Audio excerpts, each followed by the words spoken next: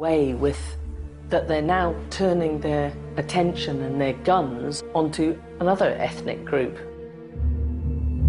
this time in the north. And so we decided it would be a good idea to try and check that out, find out what was going on. The Burmese military has sort of upped its bombing campaign in the Kachin state. There appears to be this ethnic cleansing that's going on in a different part of the same country. Though it's not on the same levels in Kachin, but the indications or the patterns are very similar. The Kachin are a very strong rebel group with their own hierarchy and their own army. They present a quite formidable opposition to the Myanmar authorities. It's like a separate state within a state. They really believe that they're going to end up being crushed and wiped out unless they fight.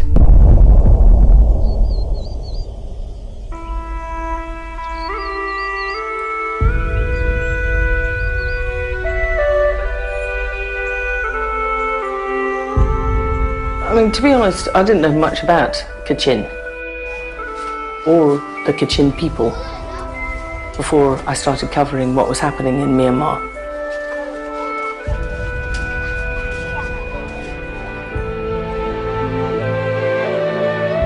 Most people don't know anything about the Kachin people. They had lived in relative peace for centuries in the northern part of Myanmar.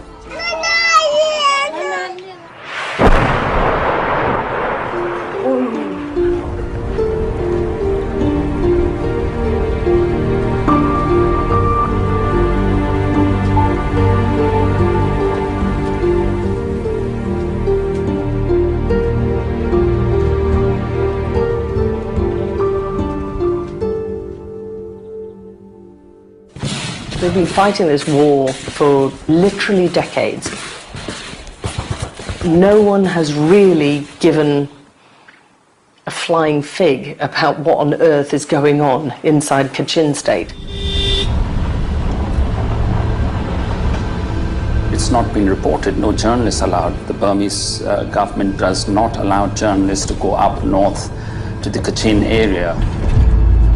We decided we had to tell the story. The next step was to reach this place. I don't want to go into too much detail about how we got in because this will expose the people who helped us. But we were helped by a network of people who managed to get us inside the area known as Kachin State. Kachin? Kachin? Yeah, we're in Kachin. We didn't know what to expect. We knew there was fighting going on. We didn't know the lay of the land. How far is the fighting? How close has the Burmese military come to? It is a very difficult place to access, that is for sure. Moving around is quite difficult because the Burmese military has advanced certain places. There are certain places they have gone back. When Britain gave Myanmar their independence in the 1940s, the Kachin people were promised their independence, they were promised self-determination, promised equality, given all sorts of promises which never ever happened. Hello and welcome guys, और आज मैं आप सभी को एक ऐसे app के बारे में बताने वाला हूं जिससे कि आप रियल मनी अर्न कर।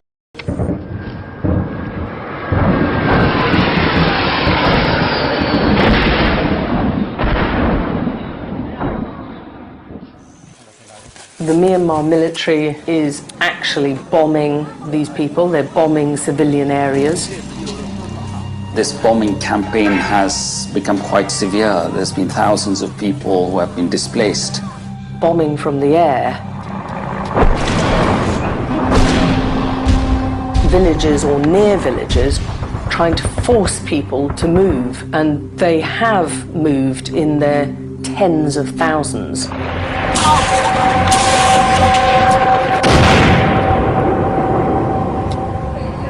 Terrified people running being carried across rivers on the backs of elephants just to get to safety, fled in terror. And some of the people that we spoke to had moved or been forced to move multiple times. Many of the families here have fled attacks more than once, jumping from camp to camp to try and find safety. They live right on top of each other, no privacy, very little facilities, very little altogether. No aid agencies are able to get there, blocked by the Myanmar authorities.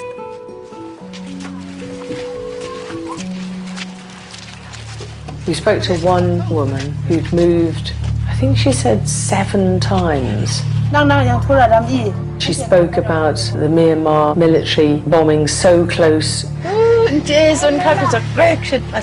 They were terrified. They just ran, and they camped by rivers. They even crossed the border into China and then were sent back by the Chinese. They're trapped in that northern part of Myanmar by the Chinese and the Indian borders. So they're really sitting ducks there. It's an incredibly beautiful country, particularly that part, because it's very mountainous. It's very wild. There's lots of jungle. It's quite hard. But I think one of the reasons why the Kachin have managed to keep hold of this territory is that it's like this. Mountainous, difficult, not much of an infrastructure.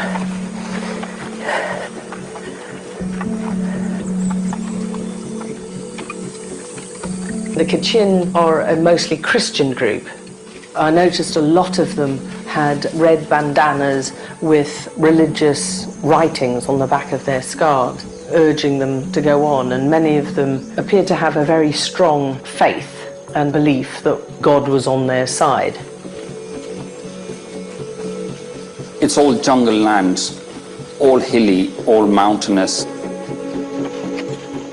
This trip was pretty unusual on a number of levels, not least because we went in as a very small unit, and Neville and I were shooting all our own footage, a lot of the times in very, very challenging conditions.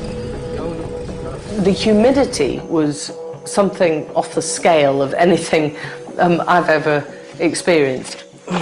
God, everything's just a little bit sweaty. Bloody hot, and it's really sweaty. These guys, there's not a drop of sweat on them. It's very humid.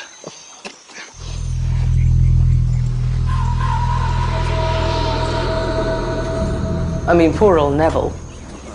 Is there a problem? The camera was absolutely soaked. Yeah, it doesn't bode well. It's not something you want on such a journey. What are you going to do then? I think we'll just keep it shut down for the moment and just hope it revives. And that in itself was a challenge, because we had to cope with the physical exertion of hiking with these guys who are very used to the humidity and the conditions. And then on top of that, the cameras struggling to cope. There was always a lot of movement of the Kachin Independent Army. They're regularly patrolling. We were continuously moving around with them and were trekking for almost 7-8 hours a day.